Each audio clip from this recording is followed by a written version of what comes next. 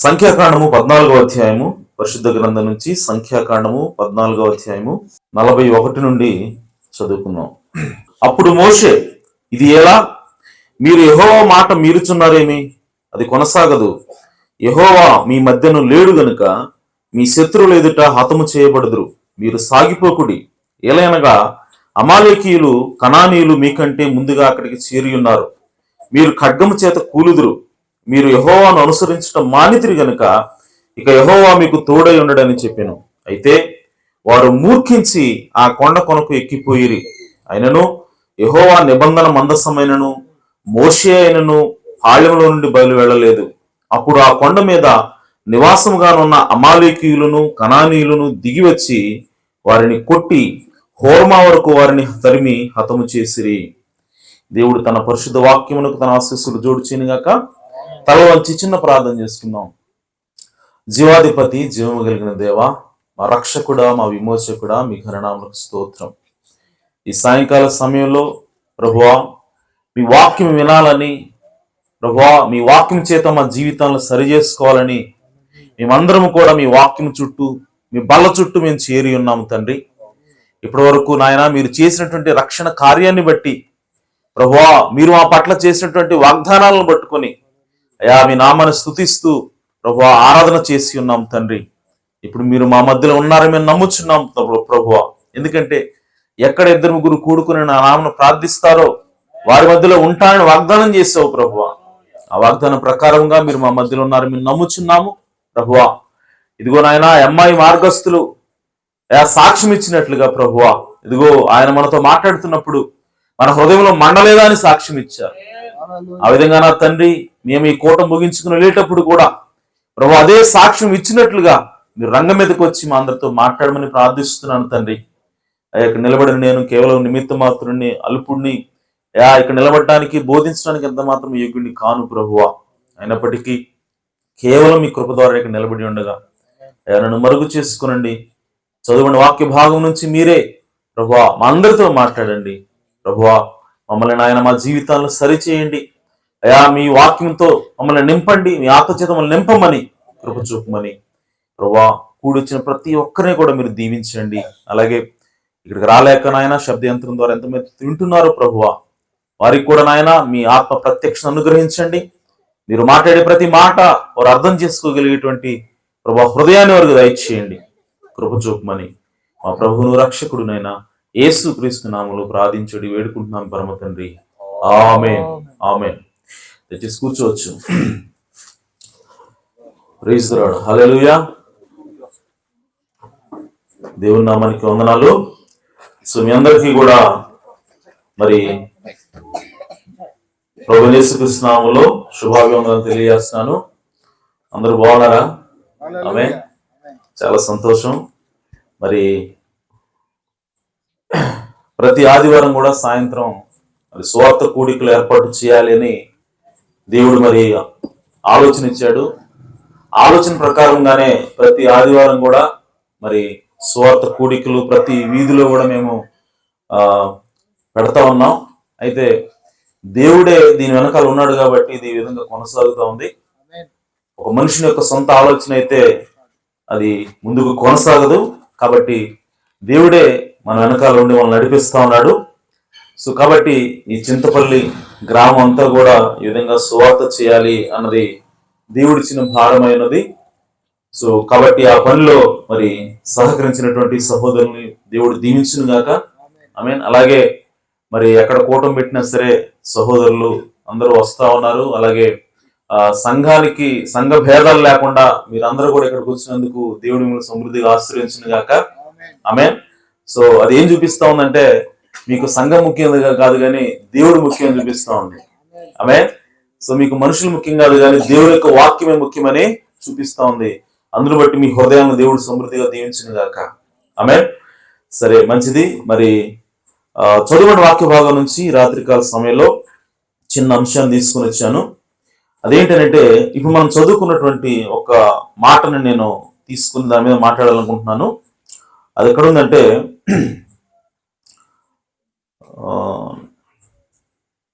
44వ వచనం. అయితే వారు మూర్ఖించి ఆ కొండ కొనకు ఎక్కిపోయిరి అని రాయబడింది. అక్కడ మూర్ఖించి అన్న మాట రాయబడింది. అంటే ఇంగ్లీష్లో దానికి ఏం రాయబడిందంటే దే ప్రిజ్యూమ్డ్ అని రాశారు. Okay, so they presumed and went in the hill country. Amen. So nevertheless, in their presumption, they went up toward the highest point in the hill country. Amen. So ఇక్కడ presuming అన్నటువంటి మాట English రాయబడింది. దాని అర్థం ఏంటంటే మనకి అధికారం ఇవ్వబడకపోయినా అధికారం తీసుకోవటం. ప్రిజ్యూమ్ అంటే అర్థం ఏంటి? మనకి అధికారము ఇవ్వబడకపోయినా అధికారాన్ని తీసుకోవటం. అంటే అక్కడ మనకి అవకాశం లేకపోయినా అవకాశాన్ని తీసుకోవటం, లేదంటే అక్కడ లేకపోయినా ఉందని అనుకోవటం. ఒక్క మాటలో చెప్పాలంటే తెలుగులో మూర్ఖించి అన్నారు సార్, బట్ కరెక్ట్ తర్జుమా ఏంటంటే భ్రమపడటం. వాళ్ళు భ్రమపడి, అంటే ఏమని భ్రమపడుతున్నారు అని అంటే మోషే ఏం చెప్తున్నాడు అంటే, అసలు ఇక్కడ స్టోరీ ఏంటో ఒకసారి మీకు చెప్తాను. ఇక్కడ ఐగుప్తు దేశం నుంచి మోషే ఎన్నుకొని మోషే ద్వారా ఇశ్రాయేలు ప్రజల్ని దేవుడు తీసుకొస్తా ఉన్నాడు, ఆ వాగ్దాన భూమికి తీసుకొస్తా ఉన్నాడు. ఇప్పుడు వాగ్దాన భూమి అంచుకు వాళ్ళు వచ్చారు. వాగ్దాన భూమి వాళ్ళకి కనబడతా ఉంది, అంత దూరంలోకి వచ్చారు వాళ్ళు.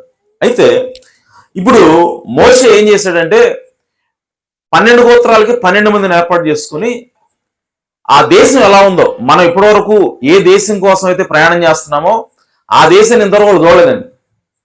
ఆమె ఇక్కడ గొప్ప సంగతి ఏంటంటే వాళ్ళు ఏ దేశం కోసం అయితే ఏ దేశంలోకి ప్రవేశించాలని వాళ్ళు బయలుదేరారు ఐగుప్తు దేశంలో, ఆ దేశాన్ని ఇంతవరకు వాళ్ళు చూడాల. అది ఎక్కడుందో వాళ్ళకి తెలియదు, అసలు ఉందో లేదో కూడా వాళ్ళకి తెలియదు. కానీ విశ్వాసాన్ని బట్టి వాళ్ళు అంత దూరం కూడా వచ్చారు. ఆమేన్. అయితే ఇప్పుడు చిట్ట చివరి స్టెప్, చిట్ట చివరి మజిలీకి వచ్చారు వాళ్ళు. అదేంటంటే ఇంకొంచెం ఒక అడుగేస్తే వాళ్ళు వాగ్దాన భూమిలో ఉంటారు. అటువంటి టైంలో మోషే ఏం చేశాడంటే 12 మందిని ఏర్పాటు చేసి వాళ్ళందరినీ కూడా నది దాటించి అవతలకు పంపించి, ఇదిగో మనము ఏ వాగ్దాన భూమి కోసం అయితే ఇక్కడ దాకొచ్చామో ఆ వాగ్దాన భూమి అదే.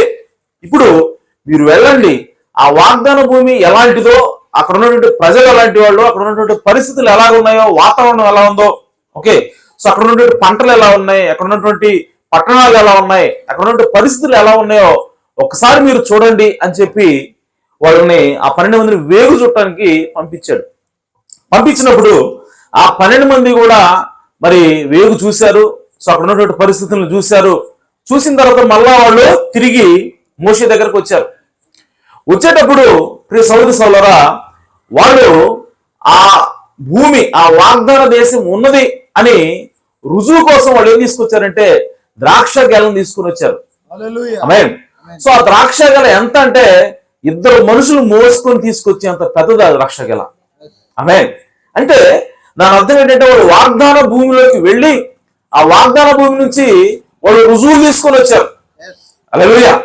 అయితే ప్రియ సహోదరి సహోదరులారా, చూడండి, మనకి అది ఇశ్రాయేలీలకు వాగ్దానం చేయబడినటువంటి భూమి. ఆమేన్. అలాగే ఇశ్రాయేలీలు వాళ్ళు భౌతికంగా వాళ్ళకి ఏం జరుగుతుందో ఆత్మ సంబంధమైనటువంటి ఇశ్రాయేలు మనము క్రైస్తవులు ఉన్నాము. ఆమేన్. సో మనకి కూడా అవే కార్యాలు జరుగుతూ ఉన్నాయి. కాబట్టి ఆ ఇశ్రాయేలుకి భౌతికంగా ఏం జరుగుతూ ఉందో క్రైస్తవులు కూడా అదే జరుగుతూ ఉంటుంది. ఆమేన్. అయితే ఇశ్రాయేలు ప్రజలు వాగ్దాన భూమికి ప్రయాణంలో ఉన్నట్టుగా క్రైస్తవులు మనం కూడా మన వాగ్దాన భూమికి ప్రయాణంలో ఉన్నాం. ఆమేన్. అయితే ప్రియ సహోదరి సహోదరులారా, వారు వాగ్దాన భూమికి వెళ్ళడానికి ముందుగా అక్కడ నిజంగా వాగ్దాన భూమి ఉన్నదని, ఆ వాగ్దానము సత్యమే అని దానికి రుజువుగా వాళ్ళకు ఒక ద్రాక్ష గెల తీసుకుని రాబడింది. ఆమేన్. అలాగే మనకు కూడా వాగ్దానం చేశాడు దేవుడు. ఆమేన్.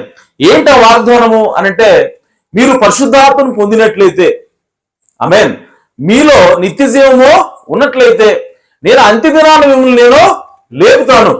ఆమేన్. అప్పుడు నేను పరలోకానికి మిమ్మల్ని తీసుకెళ్తానని చెప్పి యేసుక్రీస్తు కూడా మనకు వాగ్దానం చేశాడు. హల్లెలూయా.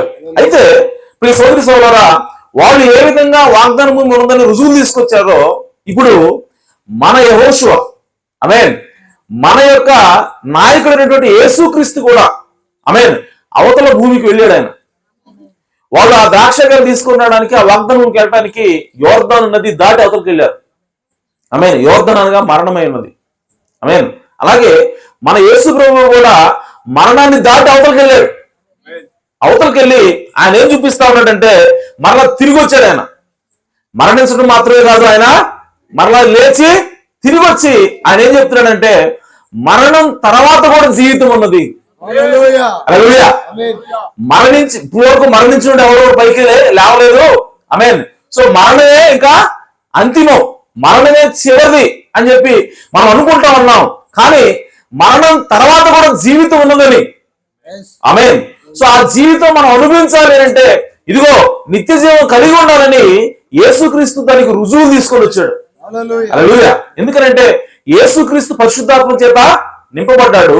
యేసుక్రీస్తు నిత్య జీవాన్ని కలిగి ఉన్నాడు కాబట్టి ఆయన చనిపోయినా సరే తిరిగి లేచాడు ఆయన. ఆమేన్. సో కాబట్టి ఆ వాగ్దాన భూమి, ఆ వాగ్దానం ఏదైతే ఉందో అది నిజమో అని చెప్పి యేసుక్రీస్తు మనకు ఒక సాక్ష్యాన్ని చూపిస్తా ఉన్నాడు, మనకు ఒక రుజువుని తీసుకొని వచ్చాడు. అలాగే ఇశ్రాయేల్ ప్రజలకు కూడా అక్కడ అది నిజంగా పాలు తేనెలు ప్రవహించేటువంటి దేశము, అది సారవంతమైనటువంటి భూమి అని చెప్పి రుజువుగా అక్కడ ఆ ద్రాక్షకాయలను ఇద్దరు మోసుకుని వచ్చారు. అంత పెద్ద పెద్ద ద్రాక్షకాయలు అక్కడ కాస్తా ఉన్నాయి. అయితే ఈ 12 మంది వెళ్ళారు కదా, తీసుకొని వచ్చారు సాక్ష్యం, రుజువు తీసుకొని వచ్చారు. అయితే ఈ 12 మందిలో 10 మంది ఏమన్నారంటే అక్కడ దేవుడు చెప్పినట్టుగానే దేశం ఉంది, దేవుడు చెప్పినట్టుగానే సారవంతమైనటువంటి భూమి, అది అన్ని కూడా నిజమే. అయితే దేవుడు దాన్ని మనకి ఇచ్చాడన్నాడు కదా, అయితే దాన్ని మాత్రం మనము జయించలేము, దాన్ని మాత్రం మనం ఆక్రమించుకోలేము. ఎందుకనంటే అక్కడ ఉన్నటువంటి ప్రజలు, అక్కడ ఉన్నటువంటి మనుషులు చాలా ఉన్నత దేహులు, వాళ్ళు ఎత్తుగా ఉన్నారు, బలంగా ఉన్నారు. కాబట్టి వాళ్ళని జయించడం అనేది అసాధ్యం. అలాగే వాళ్ళ పట్టణాలన్నీ కూడా ఎలా ఉన్నాయి, ప్రాకారాలతో ఉన్నాయి. ఆ పట్టణాలు ప్రాకారం ఉంది కాబట్టి చుట్టూ ప్రహరీ కూడా ఉన్నాయి కాబట్టి వాటిని జయించడం కూడా కష్టమే. కాబట్టి ఇంత దూరం వచ్చాము, కానీ అదంతా వాస్తవమే అయినా సరే మనం దాన్ని జయించలేం. 10 మంది ఆ విధంగా సాక్ష్యం చెప్పారు. అయితే ఇప్పుడు ఇశ్రాయేలు ప్రజలందరూ కూడా గలిబిలి, ఓకే, మొత్తం అంతా సణుగుతూ ఉన్నారు. మోషే ఇంత దూరం మమ్మల్ని తీసుకొని వచ్చింది, ఇక్కడ ఉన్నటువంటి ఆ ఫిలిస్తీన్లు, హివ్వీలు, ఎబీసీలు వీళ్ళందరినీ చేతిలో మనం చంపడానికి తీసుకొచ్చావా అని చెప్పి వాళ్ళందరూ కూడా గందరగోళం అవుతున్న సమయంలో ఇద్దరు పైకి లేచారు. ఆమేన్. వాళ్ళు ఎవరంటే యెహోషువ, కాలేబులు. ఆమేన్. వాళ్ళిద్దరు లేచి ఏమన్నారంటే వాళ్ళందరినీ సైలెంట్ చేశారంట. సైలెంట్ చేసి ఆగండి, మీరు కంగారు పడొద్దు, మన దేవుడు ఇంత దూరం మనల్ని తీసుకొని వచ్చాడు, మరలా ఆ దేవుడు ఏం చెప్పాడంటే ఆ భూమిని నేను మీకు ఇచ్చి ఉన్నాను. ఆమేన్. కాబట్టి దాన్ని మీరు ఖచ్చితంగా స్వతంత్రించుకుంటారని చెప్పాడు. కాబట్టి మీరు వాళ్ళు ఎంత ఎత్తున్నారా, ఎంత బరువు ఉన్నారా, లేదంటే ఎంత బలంగా ఉన్నారా దాని ఏమి చూడొద్దు. ఆమేన్. మనం కేవలం దేవుని మాట వైపే చూద్దాం, అప్పుడు మనం ఖచ్చితంగా వాళ్ళని జయిస్తాము. వాళ్ళు ఎంత ప్రాకారమే కట్టుకునివ్వండి, వాళ్ళ యొక్క పట్టణాలు ఏ విధంగా అది బలంగా కట్టుకున్నారు, లేదంటే ఎంత సెక్యూరిటీగా ఉన్నా సరే వాటిని మనం జయించగలం, ఎందుకంటే దేవుడు చెప్పాడు కాబట్టి. హల్లెలూయా. సో కేవలం కాలేబు, యెహోషువలు మాత్రమే విశ్వాసంతో మాట్లాడుతూ ఉన్నారు, దేవుని యొక్క మాట మీద నమ్మకంతో వాళ్ళు మాట్లాడుతున్నారు. కానీ మిగిలిన 10 మంది కూడా పరిస్థితుల వైపు చూశారు.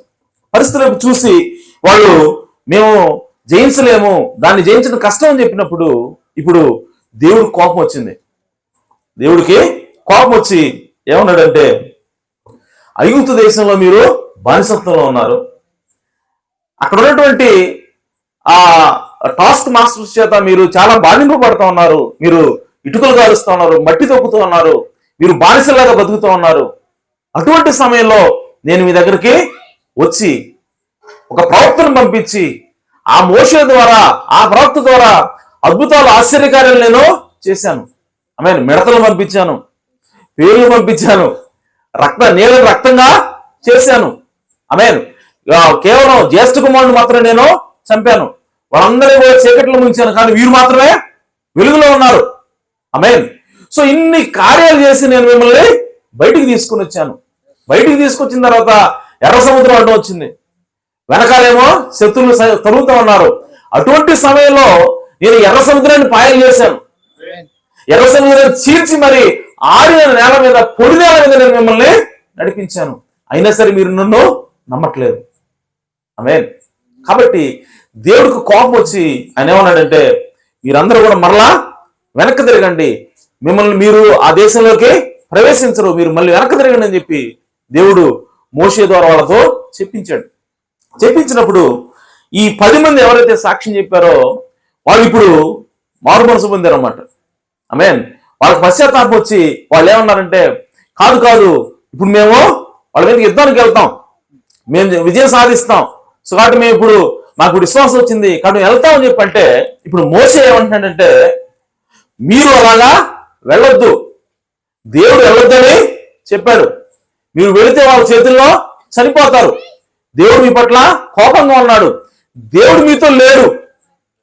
ఆమేన్. మోషే ఏం చెప్తున్నాడు, దేవుడు మీతో లేడు కాబట్టి మీరు వెళ్ళొద్దు అని చెప్పి ఆ 10 మందికి చెప్పినప్పుడు వాళ్ళు ఏం చేశారంటే, ఆ మాట వినకుండా ఆమేన్ మూర్ఖించి వాళ్ళు ఆ కొండ కొనకి ఎక్కిపోయారు. అక్కడ ఉన్నటువంటి శత్రువులతో యుద్ధం చేద్దాం వాళ్ళు వెళ్ళారు. ఆమేన్.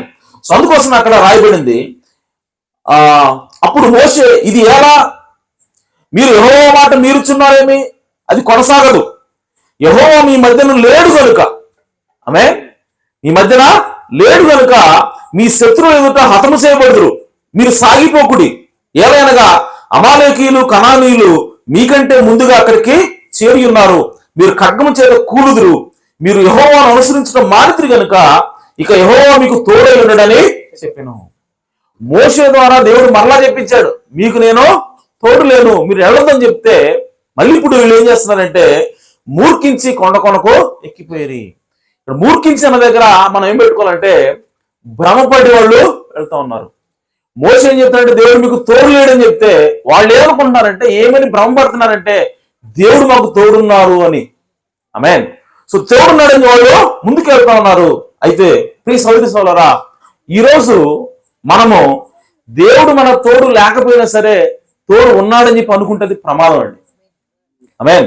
ఈరోజు దేవుడు తోడు లేకపోయినా తోడు ఉన్నాడు అనుకోవటం ప్రమాదం. ఆమేన్. సో కాబట్టి మనం ఎల్లప్పుడూ కూడా దేవుడు మనకు తోడు ఉన్నాడా లేదా అని మనం పరిశీలన చేసుకోవాలి. హల్లెలూయా.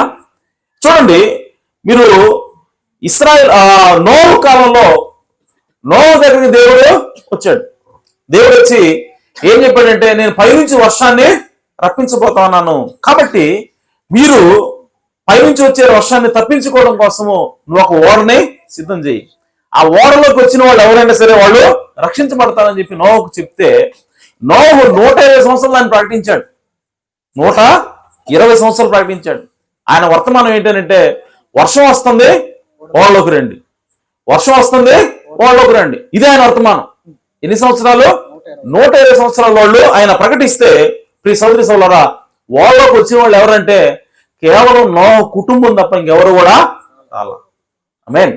అయితే వాళ్ళు ఏమనుకున్నారంటే, ఒకవేళ నోహు చెప్పేది నిజమే అయితే, ఆమేన్, సో దేవుడు మనకు కూడా సహాయం చేస్తాడు అని చెప్పి వాళ్ళు ఏం చేశారంటే, కొంతమంది వాళ్ళకి సపరేట్గా వాళ్ళు సొంత పడవలు చేసుకుని ఉండొచ్చు. ఆమేన్. వాళ్ళు సొంత పడవలనే చేసుకుని ఉండొచ్చు. అయితే ప్రియ సోదరి సోదరులారా, వాళ్ళు అనుకుంటున్నారు, ఈ పడవ నోహు పడవ మునక్కపోతే మన పడవ కూడా మునగదు, దేవుడు ఏం చేయమన్నాడు, పడవ కట్టమన్నాడు అంతే. ఆమేన్. ఓడ కట్టమన్నాడు అంతే. నోహులోనే ఉండాలా ఏంది? ఆమేన్. మన పడవ కూడా పడవే, మన ఓడ కూడా ఓడే, ఇది కూడా నేల మీద తేలుతుంది కాబట్టి, సో అది తేలితే ఇది కూడా తేలుద్ది. కాబట్టి ఇక్కడ కేవలం ఓడ కట్టమన్నాడు కాబట్టి ఓడలో ఉంటే సమస్య మనకు కావాల్సింది, అది నోహు ఓడే అవ్వాల్సిన అవసరం లేదు అని చెప్పి వాళ్ళు ఏం చేసినప్పుడు సొంత ఓడల్ని తయారు చేసుకుని దేవుడు వాళ్ళని రక్షిస్తాడని భ్రమలో ఉన్నారు వాళ్ళు. ఆమేన్. కానీ దేవుడు చెప్పింది ఏంటి? నోహుకు చెప్పాడు ఓడ కట్టమని. ఆమేన్. ఆ ఓడ ఎలా కట్టాలో కొలతలతో సహా నోహుకు చెప్పాడు. ఆ కొలతలు పెట్టి ఆయన ఓడను తయారు చేసినప్పుడు ఇప్పుడు వాళ్ళు నిజానికి ఎక్కడికి వెళ్ళాలంటే నోహు పెట్టిన ఓడలోకి వెళ్ళాలి. కానీ వాళ్ళ సొంత ఓడలు తయారు చేసుకుని వాళ్ళు భ్రమలో ఉన్నారు. ఏమనంటే, ఒకవేళ వర్షం వస్తే ఇప్పుడు మా ఓడని దేవుడు తేలుస్తాడు, మా ఓడ ద్వారా మమ్మల్ని దేవుడు రక్షిస్తాడని వాళ్ళు భ్రమలో ఉన్నారు. కానీ ప్రియ సోదరి సోదరులారా, వర్షం వచ్చింది, కేవలం దేవుని యొక్క మాట చేత, దేవుని యొక్క ఇన్స్ట్రక్షన్స్ చేత ఏ ఓడ అయితే కట్టబడిందో, ఆమేన్, ఆ ఓడ మాత్రమే తేలింది. మీలో అందరూ కూడా మునిగి చనిపోయారు. ఆమేన్. దానికి కారణం ఏంటంటే వాళ్ళు దేవుని యొక్క ఇన్స్ట్రక్షన్స్ ఫాలో అవ్వకుండా వాళ్ళు ఏమనుకుంటారంటే దేవుడు మాకు తోడున్నారు అనుకుంటున్నారు. ఆమేన్. దేవుని యొక్క మాటని ఫాలో అవ్వకుండా, దేవుని యొక్క మాట ప్రకారం చేయకుండా వాళ్ళు ఏమనుకుంటారంటే దేవుడు మాకు తోడు ఉన్నారు అనుకుంటారు. ఆమేన్. ఈరోజు క్రైస్తవుల పరిస్థితి కూడా అలాగే ఉంది. ఆమేన్. ఈరోజు క్రైస్తవులు ఎలా ఉన్నారంటే, నేను ప్రతి ఆదివారం చర్చికి వెళ్తే చాలు దేవుడు నన్ను రక్షించేస్తాడు. ఆమేన్. నేను ప్రతి ఆదివారం వెళ్ళి కానుకేస్తే చాలు దేవుడు నన్ను రక్షిస్తాడు. నేను దశంభాగం అయితే చాలు, ఇక నేను ఎలా జీవించినా పర్వాలేదు, దేవుడు నన్ను రక్షిస్తాడు. ఆమేన్. ఎందుకంటే క్రైస్తవులు భ్రమలో ఉండకూడదండి. ఆమేన్. క్రైస్తవులు ఎప్పుడు కూడా మనం ఏం చేయాలంటే దేవుడు మనతో ఉన్నాడని రూఢి చేసుకోవాలి. హల్లెలూయా. మనం ఎప్పుడు కూడా భ్రమలో ఉండకూడదు. భ్రమలో ఉంటే అది ప్రమాదమైనది. ఆమేన్.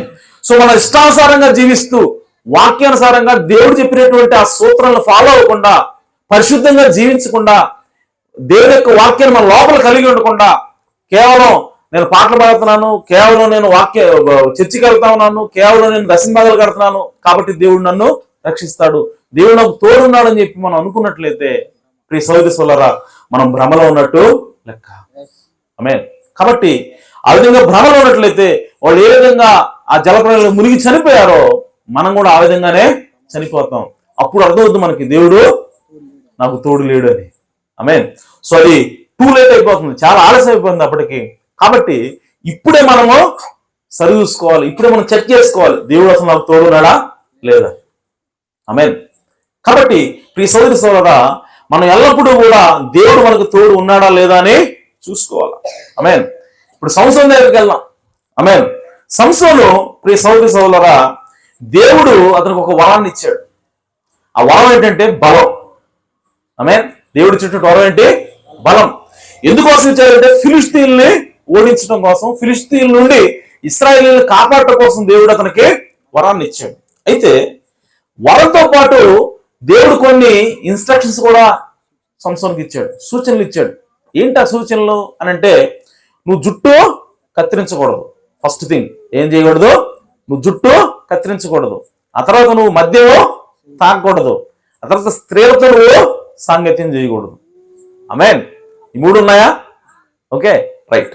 ఇప్పుడు సంసోను ఎదుగుతూ ఉన్నాడు, యుక్త వయసు వచ్చింది. ఈ యుక్త వయసు వచ్చేసరికి సంసోనుకి దేవుని ఆత్మ వచ్చినప్పుడల్లా అతని మీదకి బలం వస్తా ఉంది, బలమైనటువంటి కార్యాలు అతను చేస్తా ఉన్నాడు. అయితే ఇప్పుడు సంసోను ఒక తప్పు చేస్తా ఉన్నాడు. అదేంటంటే, నిజానికి సంసోను ఇశ్రాయేలు కనుక అతను ఎక్కడ ఉండాలంటే ఇశ్రాయేల్ దేశంలోనే ఉండాలి, బయటికి వెళ్ళకూడదు. ఆమేన్. కానీ ఇతను ఎక్కడికి వెళ్తున్నాడంటే ఫిలిష్తీయుల దేశానికి వెళ్ళాడు. ఆమేన్. ఫస్ట్ తప్పు ఏంటి? ఇశ్రాయేలీయుడు ఇశ్రాయేల్ దేశంలో ఉండాలి, కానీ ఇతను పక్క దేశం వెళ్ళాడు, శత్రువుల దగ్గరికి వెళ్ళాడు. శత్రువుల దగ్గర వెళ్ళటమే కాదు, ఇప్పుడు ఇశ్రాయేలీయుడు ఇశ్రాయేలీయుల అమ్మాయినే చేసుకోవాలి. ఆమేన్. ఇశ్రాయేలీయులే చేసుకోవాలి. కానీ ఇతను పోయి సంసోను పోయి ఏం చేస్తున్నాడంటే ఫిలిష్తీయుల అమ్మాయిని పెళ్లి చేసుకొని ప్రయత్నం చేస్తున్నాడు. ఆమేన్. ఫిలిష్తీయుల అమ్మాయిని పెళ్లి చేసుకొని ప్రయత్నం చేశాడు. వాళ్ళ మామ మోసం చేశాడు, ఆ అమ్మాయి మోసం చేసింది. ఆ తర్వాత అక్కడ కొన్ని ఫిలిష్తీయులతో గొడవలేని. ఆమేన్. సో ఈ విధంగా సంసోను తప్పుల మీద తప్పులు చేస్తా ఉన్నాడు. ఆమేన్. అయినా సరే మీరు గమనించండి, ఇవన్నీ చాలా ఉన్నట్టు ఇప్పుడు సంసోను ఏం చేస్తున్నాడంటే ఒక వేసి దగ్గరికి వెళ్ళాడు. దెలీలా అనేటువంటి వేసి దగ్గరికి వెళ్ళి ఆమెతో ఆయన జీవించాలని ప్రయత్నం చేస్తా ఉన్నాడు. ప్రయత్నం చేస్తున్నప్పుడు ప్రియ సోదరి సోదరులారా, ఇవన్నీ కూడా సంసోను చేసినటువంటి తప్పులే ఉన్నాయి. ఆమేన్. అయితే తప్పులు చేస్తా ఉన్నాడు. ఇప్పుడు దెలీలా వచ్చి ఏమడుగుతా ఉందంటే, నువ్వు చూడటానికేమో సన్నగా ఉన్నావు, చూడటానికేమో పొట్టిగా ఉన్నావు, కానీ ఇంత బలం ఎక్కడి నుంచి వస్తుంది నీకు? ఆమేన్. మీకు తెలుసా, సంసోన్ని చూసిన మీరు దెలీలా ఏమని అడుగుతా ఉంది? సంసోన్ని నీ బలం ఎక్కడుందని అడుగుతా ఉంది. జనరల్ గా సంసోను గురించి మన యొక్క ఆలోచన ఎలా ఉంటుందంటే, సంసోను అజానుబాహుడు, సంసోను చాలా బలిష్ఠుడు అని చెప్పి మనకి అనిపిస్తుంది. కానీ ప్రియ సోదరి సోదరులారా, సంసోను అలా లేడండి. ఆమె ఎలా చెప్తున్న సహోదరుడు సంసోను అలా లేడని అని అంటే, ఒక 7 అడుగులు ఎత్తున్న మనిషి, ఆమె 150 కేజీలు బరువు ఉన్నటువంటి మనిషి ఒక బలమైనటువంటి లేదంటే ఒక 100 మందిని కొట్టడం అనేది పెద్ద విషయం అనిపించుకోదు. అంటే అంతమందిని జయించాడంటే అనుకోవచ్చు చేయగలడు ఏదనని, సింహాన్ని చంపాడంటే ఏమో చేయొచ్చు అనుకోవచ్చు. కానీ దెలీలా సంసోను ఏమవుతుంది తెలుసా, అసలు ఇంత బలం ఎక్కడి నుంచి వస్తుంది నీకు అని అడుగుతుంది. అదే అంటే ఒక మనిషిని చూసి నీకు ఇంత బలం ఎక్కడి నుంచి వస్తుందని అడగాలి అంటే ఆ బలానికి ఆ మనిషికి సంబంధం లేదని అర్థం. అదే కాబట్టి అతను పొట్టివాడని బైబిల్లో ఉంది. ఓకే, సో ఇప్పుడు సంసోను యొక్క బలం ఏంటో కనుక్కోవాలని ఇప్పుడు దెలీలా ప్రయత్నం చేస్తున్నప్పుడు, ఇప్పుడు సంసోను ఏం చేస్తున్నాడు అంటే, అతను చేసిన తప్పులు చాలా ఉన్నట్టు ఇప్పుడు ఏం చెప్తున్నాడు, అబద్ధాలు కూడా చెప్తున్నాడు. ఆమె ఫస్ట్ తాళతో కట్టేయండి, లేదంటే పలానా కొత్త తాళతో కట్టండి అని చెప్పి ఈ విధంగా అబద్ధాలు చెప్తున్నప్పుడు, ప్రియ సోదరి సోదరులారా, అబద్ధాలు చెప్పిన తర్వాత కూడా దేవుని ఆత్మ అతని మీదకి వస్తా ఉంది, బలం వస్తా ఉంది, ఆ కట్లు తెంపుకుంటా ఉన్నాడు. ఆమె గమనించండి, సంసోను ఫస్ట్ ఆయన దేశంలో ఉండాలి, ఇశ్రాయేలు దేశం, కానీ బయటకు వచ్చాడు. ఆమె అయినా సరే నక్కలు పట్టుకోగలిగాడు. ఆమె వాటి తోకలకి నిప్పు పెట్టి పొలాలన్నీ కూడా కాల్చగలిగాడు. ఎన్ని నక్కలు పట్టుకున్నాడు నాకు గుర్తులేదు నంబరు, 300 నక్కలు పట్టుకున్నాడు. ఒక మనిషి ఒక నక్కను పట్టుకోవడానికి చాలా కష్టం, 300 నక్కలు పట్టుకున్నాడంట. ఆమె ఊహించండి, 300 నక్కలు పట్టుకోవాలంటే ఎంత బలం ఉండాలి, ఎంత స్ట్రెంగ్త్ ఉండాలి, పరిగెత్తాలి వాటితో పాటు. ఇవన్నీ చేయగలిగాడంటే దాని అర్థం దేవుడు అతని బలాన్ని తీసేలా. కానీ అతను ఎక్కడ ఉన్నాడు, ఫిలిస్తీన్ దేశంలో ఉన్నాడు. ఫిలిస్తీన్ల సర్దార్లో ఒక అమ్మాయిని అతను పెళ్లి చేసుకోవాలని ప్రయత్నం చేస్తున్నాడు, అది కూడా తప్పే. ఇన్ని తప్పులు చేస్తున్నా సరే సంసోను బలం మాత్రం అలాగే ఉంది. ఆమె అర్థం ఉందన్నమాట. ఓకే, సో దాని అర్థం ఏంటంటే, సంసోను తప్పులు చేస్తున్నా సరే దేవుడు తనకు తోడున్నట్టుగా అనుకుంటున్నాడు. ఆమె సంసోను తప్పులు చేస్తున్నా సరే బలం ఉంది కాబట్టి అతను ఏమనుకుంటాడంటే, దేవుడు నాకు తోడున్నాడు, లేకపోతే ఈ బలం ఎక్కడి నుంచి వస్తుంది, నాకు ఈ బలాన్ని తీసేసేవాడు కదా దేవుడు అని చెప్పి అతను అనుకుంటున్నాడు. కానీ ప్రియ సోదరి సోదరులారా, దేవుడు ఎల్లప్పుడూ కూడా మనం తప్పులు చేస్తున్నా సరే మన పట్ల కృప చూపించే దేవుడు అయినాడు. కొంతకాలం నీకు కృప చూపిస్తాడు. ఆ కృపను బట్టి మనం ఏమనుకుంటాం అంటే, మనం భ్రమపడతాం దేవుడు నాకు తోడున్నాడని. ఆమేన్. కానీ అది కాదు మనం చేయాల్సింది, దేవుడు మనకు తోడున్నాడా లేదని మనం రూఢి చేసుకోవాలి. ఆమేన్. సో తప్పులు చేస్తున్నా సరే సంసోనుకి బలం ఉంది. సో కాబట్టి దేవుడు సంసోను భ్రమపడతా ఉన్నాడు, దేవుడు నాకు ఇంకా తోడున్నాడని. ఒక వేసితో తిరుగుతున్నా సరే అతను ఆ కట్లు తెంపుకోవడానికి దేవుడు బలం ఇచ్చాడు దేవుడు.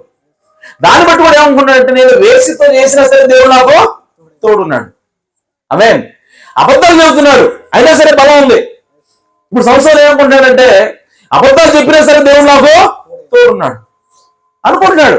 అనుకుంటూ ఆ విధంగా ముందుకెళ్ళిన తర్వాత చివరికి ఆమె యొక్క విసిగిస్తా ఉంటుందని బట్టి అతను ఏం చేశాడంటే, నిజంగా చివరికి రహస్యం చెప్పేశాడు, నా జుట్టులోనే నా బలం ఉంది కాబట్టి ఆ జుట్టు కట్ చేస్తే నా బలం అంతా పోతుందని చెప్పి చెప్పినప్పుడు, ఇప్పుడు ఆ జుట్టు కట్ చేసిన షేవ్ చేసిన తర్వాత ఇప్పుడు సంసోను ఏమనుకుంటున్నాడంటే, దేవుడు నాకు తోడున్నాడని చెప్పి లేచి ఆ జూలు విధిలించి ఆ ఫిలిస్తీన్లందరినీ కూడా చంపాలి అతను లేచినప్పుడు, అప్పుడు అర్థమైంది సంసోనుకి, దేవుడు నాకు తోడు లేడని.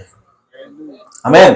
వాళ్ళందరూ వచ్చి పట్టుకొని ఆ దేవాలయాలకు, దావోను దేవాలయాలకు తీసుకెళ్లి ఒక చిన్న పిల్లవాడి చేతి పట్టుకుని నడిపిస్తా ఉన్నాడు. అతను కళ్ళు పొడిచేశారు. పొడిచేసిన తర్వాత అప్పుడు అర్థమైంది సంసోనుకి, దేవుడు నాకు తోడు లేడని. ఆమేన్.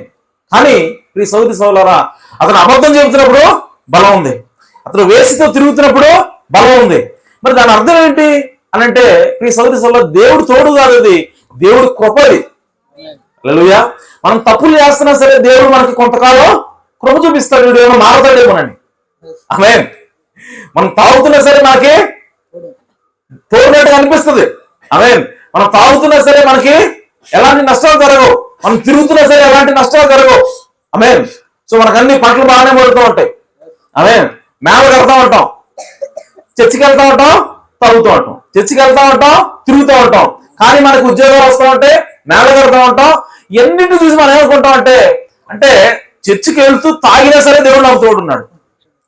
ఆమె చర్చికి వెళ్తూ నేను అబద్ధాలైనా సరే దేవుడు నాకు తోడున్నాడు. తోడు లేకపోతే ఇంత మిడ్డి అని నేను ఈ విధంగా డాబాలు ఎలా కట్టగలను, నాకు ఉద్యోగం ఎలా వస్తుంది అని చెప్పి మనం భ్రమలో బ్రతుకుతూ ఉంటాం. కానీ ప్రియ సోదరి సోదరా, నరకంలో వెళ్ళిన తర్వాత కానీ మనకు అర్థం కాదు దేవుడు నాకు తోడు లేడు. ఆమె కాబట్టి మనము ఈ విధంగా భౌతిక సంబంధించినటువంటి ఆశీర్వాదాలు మనకు వస్తున్నాయంటే దాని అర్థం దేవుడు నీకు తోడున్నాడని కాదు. ఆమె దాని అర్థం ఏంటంటే దేవుడు నీకు ఇంకా కృప చూపిస్తా ఉన్నాడు. నువ్వు తప్పు చేస్తున్నా సరే నీకు భౌతికంగా ఆశీర్వాదాలు వస్తున్నాయంటే అర్థం ఏంటంటే దేవుడు నీకు కృప చూపిస్తున్నాడు, అంతేగాని దేవుడు నీకు తోడలేడు. ఆమె కాబట్టి మనం వెంటనే ఏం చేయాలంటే వాక్యంతో మన జీవితాన్ని సరి చేసుకోవాలి. ఆమె సో మనకు ఆశీర్వాదాలు వస్తున్నాయని చెప్పి మనం ఆ విధంగా తప్పులు కంటిన్యూ చేయకూడదు. మనం ఏం చేయాలంటే నేను చేస్తున్నటువంటి పని వాక్యానికి సరిగ్గా ఉందా లేదా, బైబిల్ ఏం చెప్తుంది, నేనేం చేస్తున్నా. ఆమె సో దాన్ని బట్టి మనకి రుజువు అవుతుంది దేవుడు మనకు తోడు ఉన్నాడా లేదా అని. హల్లెలూయా. సో ఇప్పుడు సరే సహోదరుడా, దేవుడు తోడు లేదని మాకు ఎలా తెలుస్తుంది? ఆశీర్వాదం వచ్చినా తోడేడు అంటున్నాం, ఉద్యోగం వచ్చినా నేను తాగుతున్నాను కానీ ఉద్యోగం వచ్చింది అయినా సరే దేవుడికి తోడలేడు అంటున్నాం, నేను అబద్ధాలు చెబుతున్నా అయినా సరే మేడ కట్టుకెళ్ళగాను అయినా సరే నువ్వు దేవుడు తోడలేడు నీకు అని అంటున్నావు. దేవుడు తోడు, మరి ఎన్ని దేవుడు తోడున్నాడు రుజువులు కాకపోతే మరి దేవుడు తోడున్నాడని రుజువు ఏంటి? మరి నేను అలా చెప్పగలను దేవుడు నాకు తోడున్నాడని. ఆమేన్.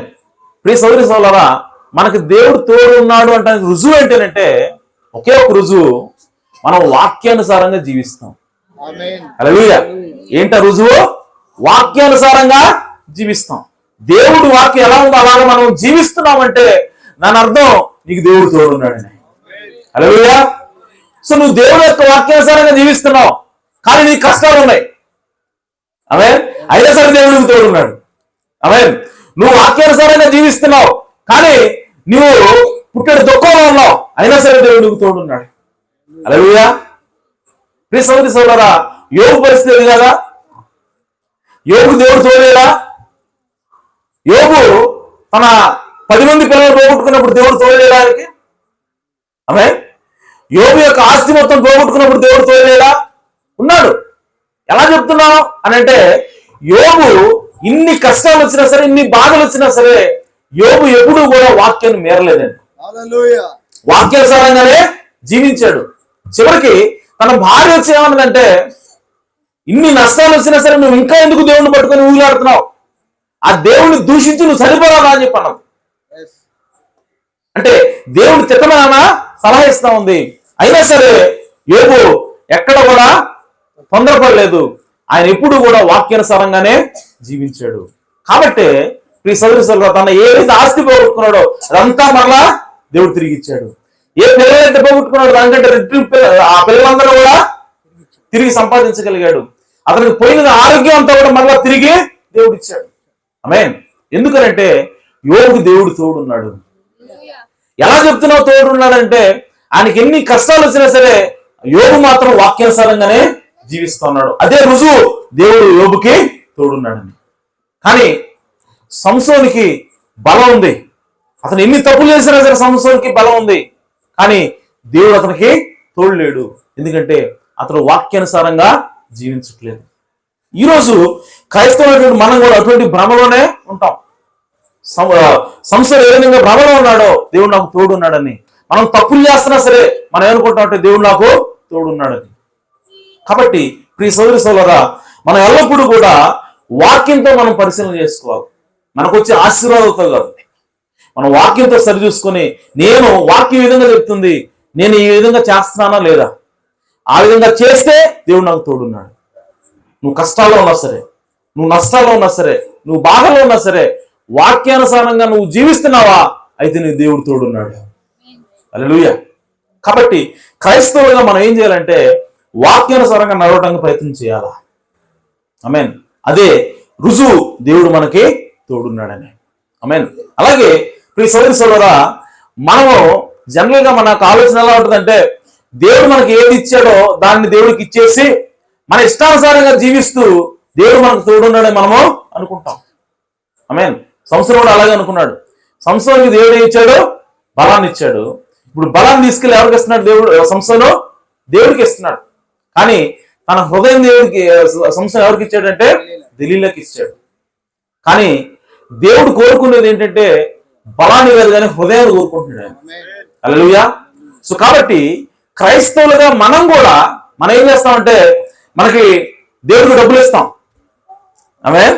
దేవుడికి డబ్బులు ఇచ్చి ఇక దేవుడికి డబ్బులు ఇచ్చాను కాబట్టి దేవుడు నన్ను రక్షిస్తాడు, దేవుడికి డబ్బులు ఇచ్చాను కాబట్టి దేవుడు నన్ను కాపాడుతాడు. ఆమేన్. దేవుడికి ఏదైనా త్యాగం చేస్తాం, త్యాగం చేసి దేవుడి మీద ఇంత త్యాగం చేశాం కాబట్టి దేవుడు నన్ను రక్షిస్తాడు అని చెప్పి మన ఇష్టానుసారంగా జీవిస్తూ ఉంటాం.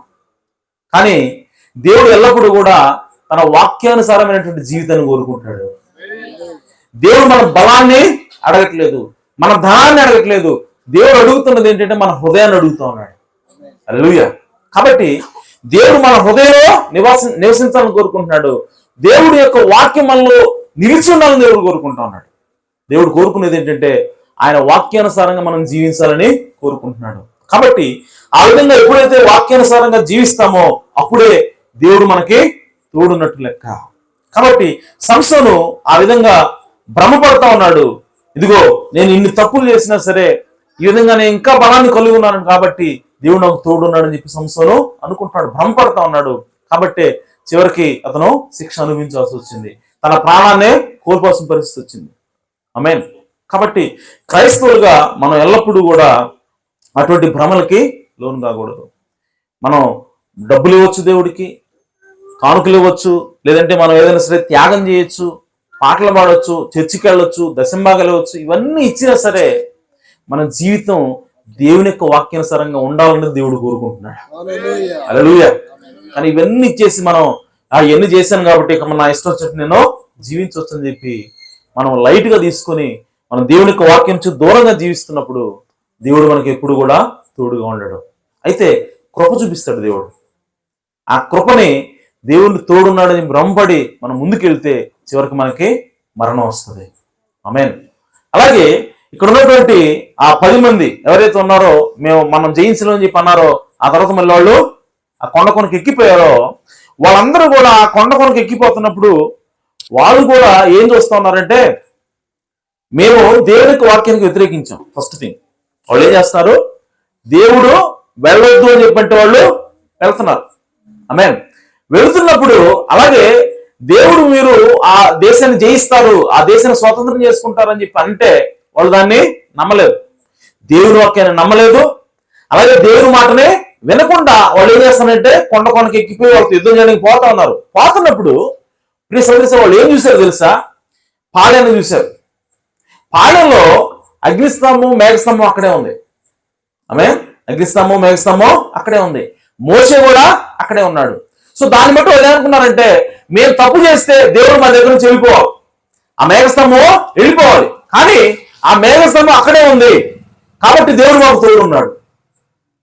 ఆమేన్.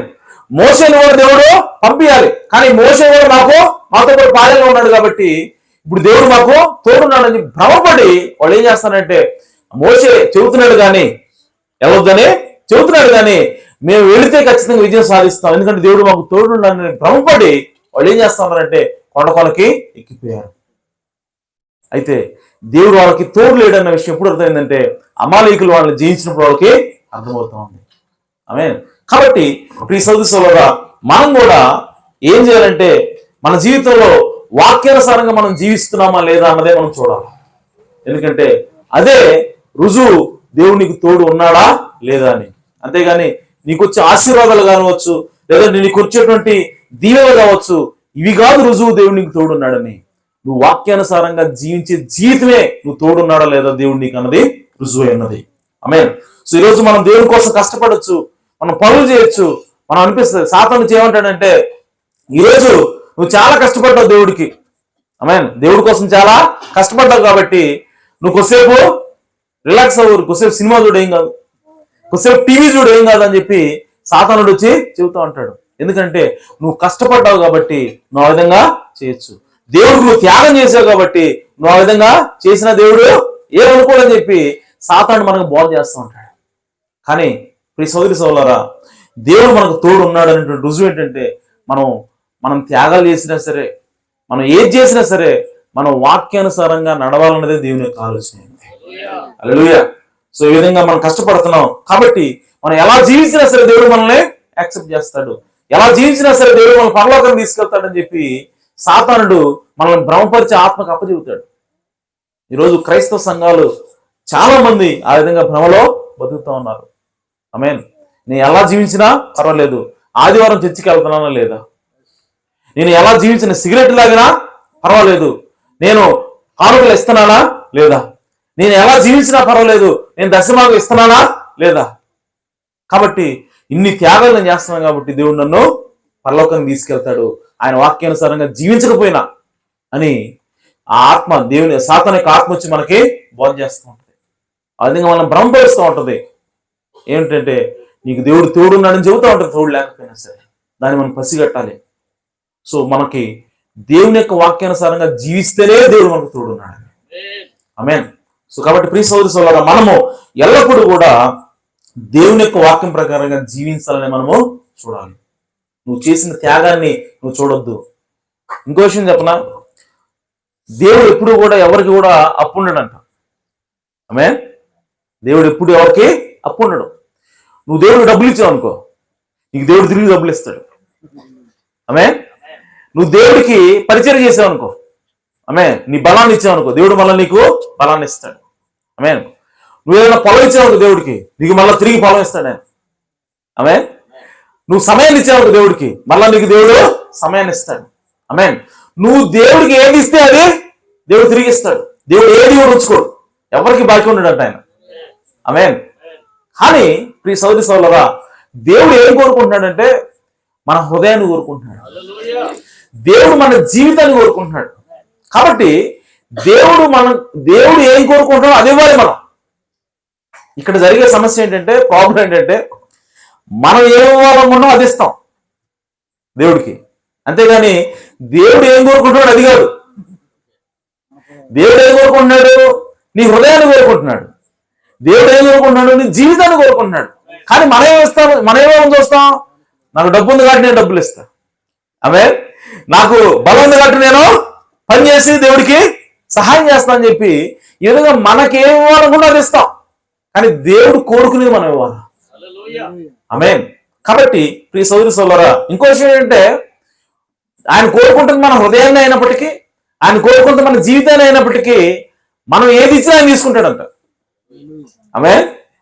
ఆయన వచ్చి ఏమడుగుతున్నాడు, నీ హృదయాన్ని ఎవరా అంటే, ప్రభువా నా దగ్గర డబ్బులను తీసుకొని ఇప్పించావు అనుకో. ఆమేన్. నేను అడిగిన హృదయాన్ని నువ్వు డబ్బులు ఎందుకు ఇస్తున్నావు, నేను తీసుకోను అండంట ఆయన. ఆమేన్. తీసుకుంటాడంట. ఆమేన్. కానీ నీవు మళ్ళీ తిరిగి డబ్బులు ఇస్తాడు ఆయన. ఆమేన్. మనం నీ జీవితాన్ని ఎవరని చెప్పి అంటే, ఇదిగో ప్రభువా నాకు ఉద్యోగం చేసిన తర్వాత నాకు ఒక 4 గంటలు టైం ఉంటుంది, ఆ 4 గంటలు నీకు ఇచ్చేస్తానని చెప్పి అంటే తీసుకుంటాడంట. ఆమేన్. మరలా నీకు దానికి తగిన ప్రతిఫలాన్ని ఇస్తాడు. కానీ దేవుడు అంతిమంగా కోరుకునేది ఏంటంటే నీ హృదయాన్ని కోరుకుంటాడు.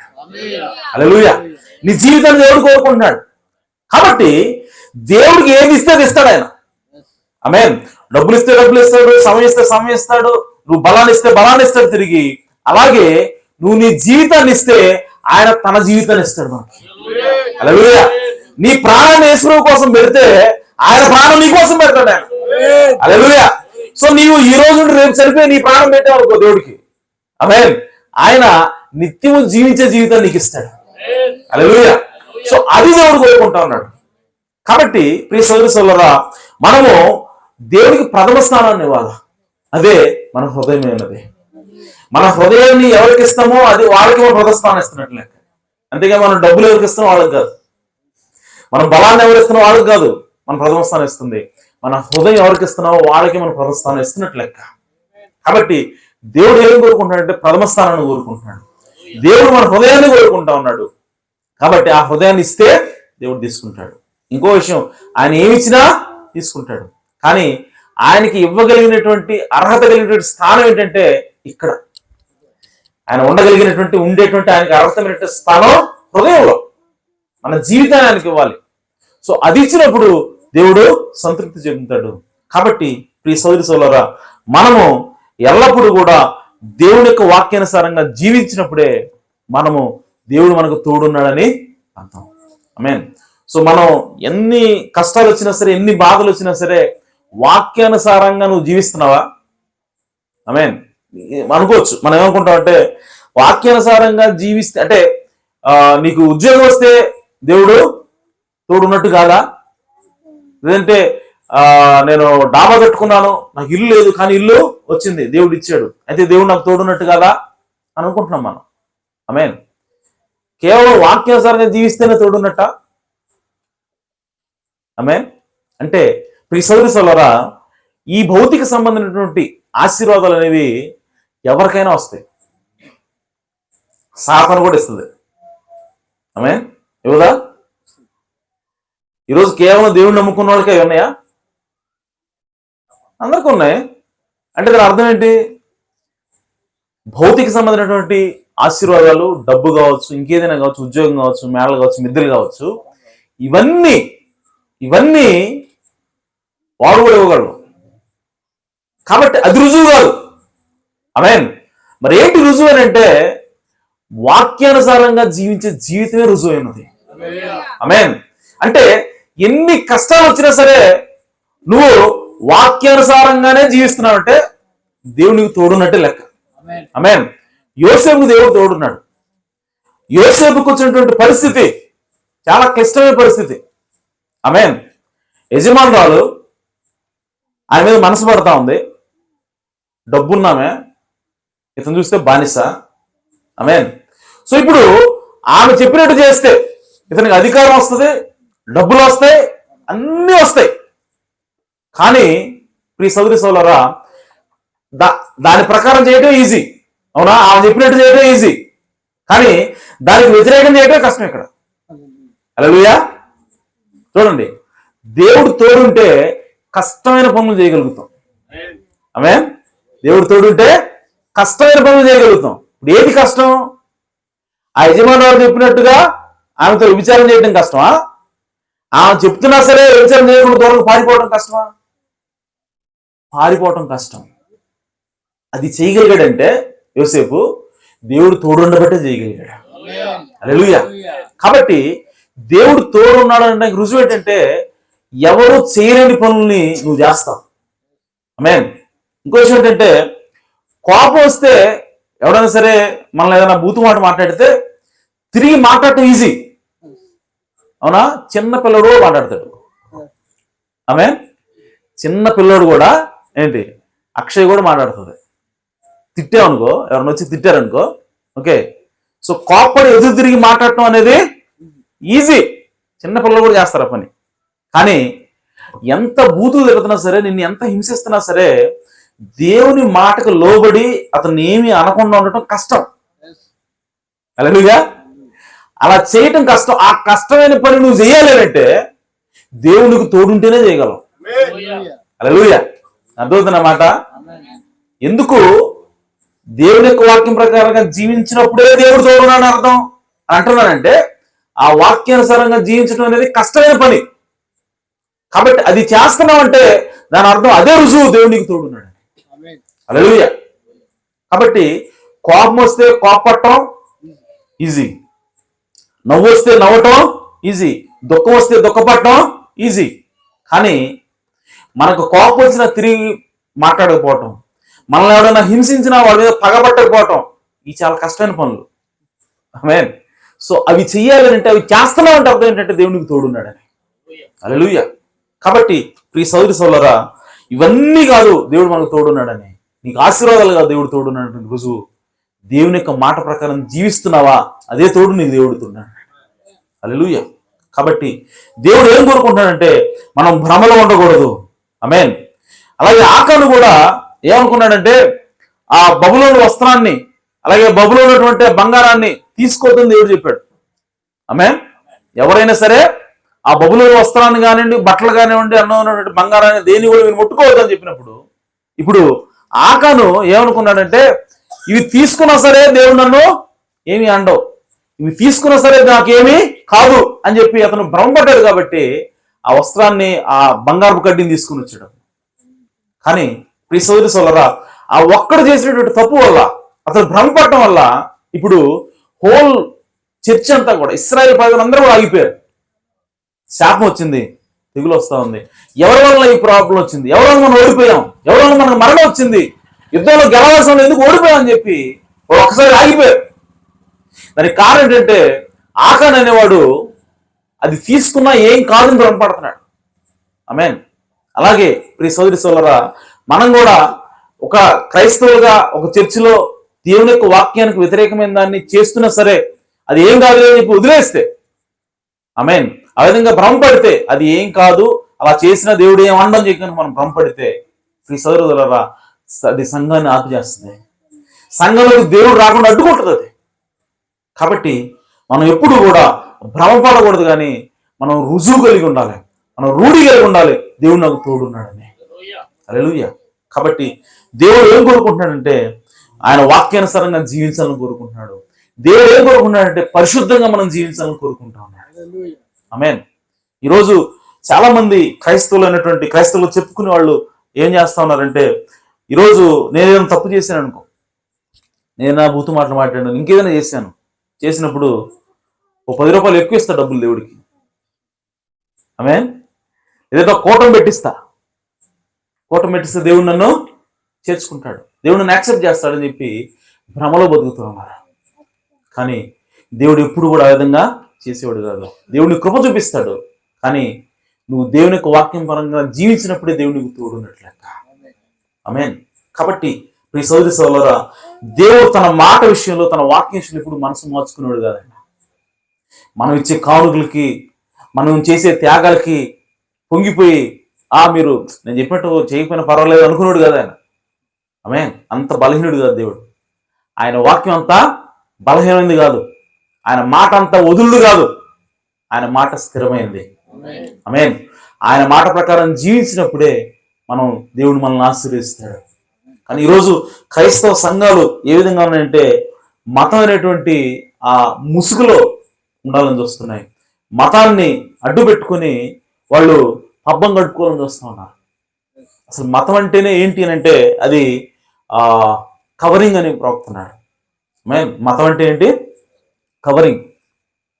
ఎక్కడి నుంచి వచ్చింది ఈ మాట? ఏదైనా తోటలో అవ్వాదాములు పాపం చేశారు.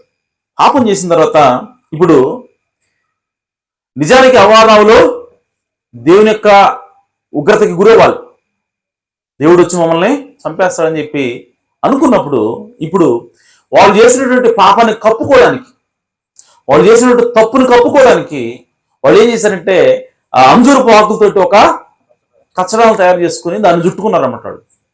చుట్టుకొని వాళ్ళు ఏమనుకుంటారంటే ఇప్పుడు మా నేకెడ్నెస్ని, మా యొక్క నగ్నతను మేము కప్పుకున్నాం.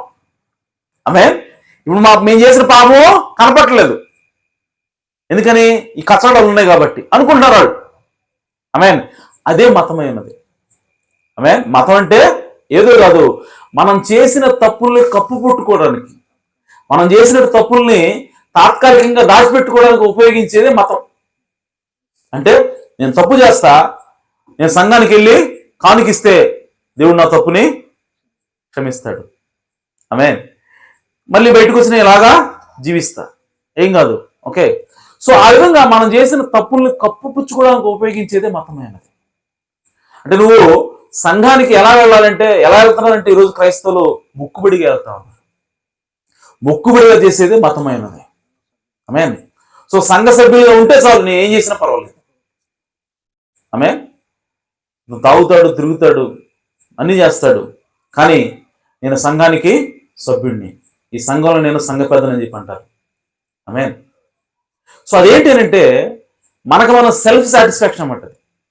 ఆదాంకి ఏ విధంగా ఆ కచ్చడాలు సెల్ఫ్ సాటిస్ఫాక్షన్ ఇస్తున్నాయో అతనికి సంతృప్తి ఇస్తా ఉన్నాయి. ఈ కచ్చడాలు ఉన్నాయి కాబట్టి దేవుడిక నా నగ్నత్వాన్ని చూడట్లేదు అనుకుంటున్నాడు. నేను తప్పు చేసినా సరే ఇవన్నీ కవర్ చేస్తాయి అనుకుంటున్నాడు ఆదాం. అలాగే మతం కూడా మనిషికి ఏం చేస్తుందంటే తాత్కాలిక ఉపశమనాన్ని ఇస్తుంది, కానీ దేవుడు కోరుకుంటుంది అది కాదు. నువ్వు తప్పు చేసావా, సిన్సియర్గా రా నా దగ్గరికి వచ్చి ప్రభువా నేను తప్పు చేశానని చెప్పు. తండ్రి నేను తప్పు చేశానని చెప్పి నువ్వు నిజంగా పశ్చాత్తాపడితే నేను నిన్ను క్షమిస్తాను, ఆమేన్, నా రక్తాన్ని నీకు ఇస్తాను, అప్పుడు నేను నిన్ను క్షమిస్తా, అప్పుడు నేను నిన్ను తీసుకుంటా. కానీ మతం ఏం చేస్తానంటే ఈ క్షమాపణ, ఈ యొక్క పశ్చాత్తాపం ఇటన్నింటిని పక్కన పెట్టి ఓకే కేవలం చర్చికి వెళ్తే చాలు, చర్చిలో సంఘం సభ్యత్వం ఉంటే చాలు, చర్చిలో కానుకలు ఇస్తే చాలు, చర్చికి దశంభాగాలు ఇస్తే చాలు, చర్చికి డబ్బులు ఇస్తే చాలు, నువ్వు పశ్చాత్తాపడాల్సిన అవసరం లేదు, నువ్వు చేసిన తప్పుల కోసం ఏడవలసిన అవసరం లేదు, ఎన్ని చేసావు కాబట్టి దేవుడు నిన్ను యాక్సెప్ట్ చేస్తాడు. ఇది మతం చెప్పేటువంటి మాట. కానీ దేవునికి వాక్యం ఏం చెప్తా ఉందనంటే నువ్వు తప్పు చేసావా నా దగ్గరికి రా, నువ్వు తప్పు చేసావు, ఎంత పాపం చేసినా సరే నువ్వు నా దగ్గరికి వచ్చి పశ్చాత్తాపడితే, నువ్వు నా దగ్గరకు వచ్చి బాధపడితే, నేను తప్పు చేశాను ప్రభు అని చెప్పి నువ్వు గనక దానికి పశ్చాత్తాపడితే నేను నిన్ను క్షమిస్తాను అని చెప్పి దేవుడు చెప్తా ఉన్నాడు. మేన్ ఈరోజు సాతాను ఏం చేస్తా ఉందంటే మతంలో మనిషిని ఉంచి నరకానికి తీసుకెళ్ళాలని వస్తుంది. ఆమె అర్థమవుతుందా మతం ఎంత ప్రమాదకరమో? మతం ఎవరిదంటే సాతానుది. ఆమేన్. కానీ దేవునికి విధానం ఏంటంటే పశ్చాత్తాపం. దేవునికి విధానం ఏంటంటే నీవు తప్పు చేస్తే నీ హృదయంలో పొడవబడి దేవుడి దగ్గరికి వెళ్ళటం. ఇది దేవుడు కోరుకుంటా ఉంది. కానీ మతం దానికి భిన్నంగా వీటన్నింటిని తీసివేసి కేవలం తాత్కాలిక ఉపశమనాన్ని నీ కలుగు చేసి ఒక భ్రమలో నిన్నుంచి నిన్ను నరకానికి తీసుకెళ్తుంది. కాబట్టి దేవుడు కోరుకుంటుంది ఏంటంటే నువ్వు వాక్యం దగ్గరికి రావాలి. దేవుడు కోరుకుంటుంది ఏంటంటే నువ్వు పరిశుద్ధంగా జీవించాలా. దేవుడు కోరుకుంటుంది ఏంటంటే నువ్వు సిన్సియర్గా జీవించాలా. దేవుడి కోసం నువ్వు జీవించాలి. దేవుడి కోసం నువ్వు త్యాగం చేస్తున్నావా మంచిదే, దేవుడి కోసం నువ్వు పని చేస్తున్నావా మంచిదే. దాని అర్థం నువ్వు వాక్యానుసారంగా జీవించాల్సిన అవసరం లేదు కాదు. నువ్వు వాక్యానుసారంగా జీవించాలా, నువ్వు పరిశుద్ధంగా జీవించాలి. దేవుడు కోరుకుంటున్నది అదే. కాబట్టి మనం భ్రమలో ఉండొద్దు, మనం వాక్యానుసారంగా జీవిద్దాం. సో దేవుని యొక్క తోడ్పాటు, దేవుని యొక్క నడిపింపులు మనం నడుద్దాం. దేవుడు మన సమృద్ధిగా ఆశీర్వదిస్తాడు. ఆ విధంగా ముందుకెళ్దాం. సో భ్రమపరిచే ఆత్మను మనము కలిగి ఉండొద్దు, ఆ మతంలో మనము మునిగిపోవద్దు. దేవుని యొక్క మార్గం ఏంటో చూడాలా, దేవుని యొక్క వాక్యం ఏం చెబుతుందో చూడాలి. అంతేగాని మన యొక్క తాత్కాలిక ఉపశమనం ఏం చేస్తుంది ఇవ్వడం కోసం మనం కేవలం చర్చికి వెళ్తే చాలు, దశంభాగాలు ఇస్తే చాలు, కానుకలు ఇస్తే చాలు, ఇది కాదు. ఇదంతా కూడా సాతాను బోధ అయినదే. ఆమేన్. కాబట్టి సిన్సియర్ కోసం దేవుడు ఎదురు చూస్తా ఉన్నాడు. సిన్సియర్గా యథార్థంగా నువ్వు దేవుడి దగ్గర రావాలని చూస్తా ఉన్నాడు. కన్నీటితో నువ్వు రావాలని చూస్తా ఉన్నాడు. పశ్చాత్తాపంతో దేవుడి దగ్గర రావాలని చూస్తా ఉన్నాడు. ఆమేన్. అందుకోసమే ఆయన ఏమంటాడు తెలుసా, నువ్వు తప్పు చేస్తే బలి అర్పించమనేది ఎవరో? దేవుడే. బలి అర్పించమనేది ఎవరో? దేవుడే. నీ తప్పుకి ప్రాయశ్చిత్తం కలగాలి, నువ్వు బలి అర్పించు అన్నాడు. అన్న దేవుడే మళ్ళీ ఏమంటాడంటే కొంతకాలం తర్వాత మీరు ఇచ్చే బలులు నా నాసికరంధ్రాలకి కంపు కొడుతున్నాయి అంటున్నాడు. మీరు బలు ఇవ్వద్దు అంటున్నాడు. నీ బలు నాకు ఎక్కసాయని అంటున్నాడు. కారణం ఏంటి? స్టార్టింగ్ లో దేవుడు చెప్పాడు బలి అర్పించమని, నువ్వు తప్పు చేసావు బలి అర్పించు అన్నాడు. సరే, వీళ్ళు వచ్చారు, తప్పు చేసావు, నేనేమన్నా తప్పు చేసినప్పుడు నేను చాలా బాధపడుతున్నా. నేను తప్పు చేయకూడదు, ఈ 10 ఆజ్ఞలు ఉండేది, ఆ 10 ఆజ్ఞల్లో ఈ ఆజ్ఞను మేరకూడదు, కానీ మీరా తండ్రి నన్ను క్షమించు అని చెప్పి నేను నిజంగా బాధపడతా అక్కడికి వచ్చాను. ఆ యాజకుడి దగ్గరికి వచ్చా, ఒక గొర్రెపిల్లని తీసుకొని వచ్చి ఆ యాజకుడికి ఇచ్చినప్పుడు ఆ యాజకుడు దాన్ని పరిశీలన చేసి ఇప్పుడు అది చక్కగానే ఉంది, బలికి అనువైందని చెప్పి చూసిన తర్వాత ఇప్పుడు ఆ గొర్రెపిల్ల మీద చేయబెట్టు బాబు అన్నాడు. చేయబెట్టా. ఇప్పుడు ఆ గొర్రెపిల్లని అతను ఏం చేస్తాడంటే గొంతుకు వస్తా ఉన్నాడు. గొంతుకు వస్తున్నప్పుడు అది గిరగిర కొట్టుకుంటా ఉంది, అరుస్తా ఉంది, తన్నుకుంటా ఉంది. ఇదంతా కూడా నేను చేయబెట్టాను కదా నాకు తెలుస్తా ఉంది. ఆ గొర్రెపిల్ల చనిపోవటం, ఆ గొర్రెపిల్ల బాధపడటం నేను ఫీల్ అవుతా ఉన్నాను. ఫీల్ అయినప్పుడు నా లోపల హృదయం పొడవబడతా ఉంది. అరే నేను చేసిన తప్పు వల్లే కదా ఈ గొర్రెపిల్ల వెలుగుతా ఉంది, నేను చేసిన పాపం వల్లే కదా నా గొర్రెపిల్ల వెలుగుతా ఉంది, నేను తప్పు చేస్తే అది చచ్చిపోతా ఉంది, ఇంకోసారి ఈ తప్పు చేయకూడదు, ప్రభువా నన్ను క్షమించని చెప్పి నేను హృదయం లోపల నుంచి నేను పశ్చాత్తాపడతా ఉన్నాను. అప్పుడు దేవుడు దాన్ని అంగీకరించాడు. దేవుడికి ఆ బలి ఇంపైంగా ఉంది. కానీ రాను రాను ఇప్పుడు ఏమైపోయిందంటే అది ఒక అలవాటుగా మారిపోయింది. నేను 10 ఆజ్ఞలు ఏదో ఒక ఆజ్ఞ తప్పిపోవటం, వ్యభిచారం చేయటం, ఓకే వ్యభిచారం చేశాను కదా బా అని చెప్పి గొర్రె పిల్లని తీసుకోవటం, అయ్యా యాగడి దగ్గర పోవటం, అయ్యా నేను తప్పు చేశాను, అయ్యా ఇదిగో బలి తీసుకొచ్చాను దీన్ని వధించండి అని చెప్పాను. కానీ చేయబెడతాడు, అది గిల్లలు కొట్టుకుంటూ ఉంటుంది, కోస్తా ఉంటాడు, గిల్లలు కొట్టుకుంటూ ఉంటుంది. వీడు కొద్దిసేపు అట్టు ఉంటాడు అన్నమాట. ఉండి అయిపోయిందా, ఓకే నా పాపం పోయిందని చెప్పి వెళ్ళిపోవటం. ఇంకో తప్పు చేస్తాడు, మళ్ళా వస్తాడు, మళ్ళీ బలి చేయబెడతాడు. అయినా సరే ఎలాంటి పశ్చాత్తాపం ఉండదు, ఎలాంటి బాధ లేదు, ఎలాంటి సిన్సియరిటీ లేదు అక్కడ, లేకుండా కేవలం బలి అర్పించడం అయిపోయింది ఇక్కడ. ఆమేన్. కానీ దేవుడు కోరుకుంటుంది అంటే బలితో పాటు ఆమేన్ నీవు పశ్చాత్తాపడాలా, బలితో పాటు నువ్వు యథార్థ హృదయంతో రావాలి అక్కడికి. కానీ రావడం బలి అర్పించడం అనేది ఒక ఆనవాయితీ అయిపోయింది, ఆ బలి అర్పించడం అనేది ఒక పరిపాటి అయిపోయింది, వీళ్ళకి యథార్థత లేదు. అందుకోసం ఇప్పుడు దేవుడు ఏమంటాడంటే నీ బలులు నాకు వెక్కసమైనవి, నీ బలి నాకు అసహ్యంగా ఉంది, నువ్వు ఇచ్చే బలి నా నాసికన నా ముక్కులకి కంపు పడుతుంది, కాబట్టి మీరు బలి అర్పించమాకండి అంటున్నాడు ఆయన. ఆమేన్. ప్రియ సోదరి సోదరా, ఈరోజు క్రైస్తవుల పరిస్థితి కూడా ఆ విధంగానే ఉంది. చర్చికి వస్తున్నాం కానీ సిన్సియర్ హార్ట్తో రావట్లేదు, యథార్థ హృదయంతో రావట్లేదు, పశ్చాత్తాపంతో రావట్లేదు. తప్పులు చేస్తున్నాం, ఓకే చర్చికి వెళ్తే దేవుడు మనల్ని క్షమిస్తాడు, పోయి కూర్చోటం కావాల్సిందే, కూర్చున్నాం అనేది కొద్దిసేపు వాక్యం జీవితం మనం విందాం, వచ్చేద్దాం, అమ్మయ్య ఈరోజు చర్చికి పోయాను కాబట్టి దేవుడు నన్ను క్షమిస్తాడు. నీకు హృదయంలో పశ్చాత్తాపం లేదు, నువ్వు తప్పు చేసావన్నటువంటి బాధ లేదు, ఎలాంటి గిల్టీ ఫీలింగ్ లేదు నీకు. దేవుడి సన్నిధికి వెళ్ళావా వచ్చామా, సో నా పాపం తీసేయబడింది. సో ఇటువంటి జీవితాన్ని మనకిప్పుడు క్రైస్తవులు మనకు అలవాటు అయిపోయింది. దాన్ని బట్టి మనం ఏమనుకుంటే భ్రమలో ఉన్నాం, చర్చికి వెళ్ళాను కాబట్టి దేవుడు కాదు అదే కాబట్టి దేవుడు క్షమిస్తాడు. కానీ దేవుడు కోరుకుంటుంది ఏంటంటే మనం పశ్చాత్తాపం కోరుకుంటున్నాడు. దేవుడు యథార్థతను కోరుకుంటా ఉన్నాడు. నువ్వు తప్పు చేసావా, నీవు ఏడుస్తూ కన్నీళ్లు కాస్తూ దేవుని సన్నిధికి రావాలని దేవుడు కోరుకుంటా ఉన్నాడు. ఆమేన్. ఎందుకనంటే నీ కోసం చనిపోయింది ఇప్పుడు ఒక గొర్రెపిల్ల కాదు, దేవుడే స్వయంగా చనిపోయాడు. దేవుడే తన ఏకైక కుమారుని బలిచ్చాడు. సో అటువంటి దాన్ని నువ్వు గుర్తించకుండా, ఆ క్రీస్తు యొక్క బలిని నువ్వు గుర్తించకుండా, నువ్వు ఎంతకాలం చర్చకు వచ్చినా సరే, ఎన్ని తప్పులు చేసి నువ్వు ఎంతకాలం చర్చకు వచ్చినా, ఎన్ని తప్పులు చేసి నువ్వు ఎంత డబ్బులు ఇచ్చినా సరే, నీ పాపం అక్కడే ఉంటా ఉంది. ఎందుకంటే నీలో యథార్థత లేదు. ఈరోజు క్రైస్తవులు కన్నట్టు మనకి దేవుడు ఏం కోరుకుంటాడంటే మన హృదయ యథార్థత కోరుకుంటాడు ఆయన. ఆమేన్. కాబట్టి ప్రియ సోదరి సోదరా, మనం భ్రమలో బతకొద్దు. దేవుడు మనకు తోడున్నాడా లేదా పరిశీలన చేసుకోవాలి. ఎలా పరిశీలన చేసుకుంటావు? వాక్యం సరిగుడు, వాక్యం అబద్ధం చెప్పొద్దు అన్నది, నువ్వు చెబుతున్నావా సరి చేసుకో. తండ్రి అబద్ధం చెప్పొద్దు, నువ్వు చెప్పావు కానీ అబద్ధం ఆడు, నన్ను క్షమించు, ఇకనే నేను అబద్ధం ఆడను, అబద్ధం ఆడుకున్నాను సహాయం చేసి ఇప్పుడు ప్రార్థన చేయి. అప్పుడు దేవుడు నీకు సహాయం చేస్తాడు. నువ్వు అబద్ధం ఆడు, అప్పుడు నీకు దేవుడు తోడున్నాడు. విమర్శించుద్దని దేవుడు చెప్తా ఉన్నాడు, కానీ నువ్వు విచారం చేస్తున్నావా, దేవుడు నీకు తోడు లేడు.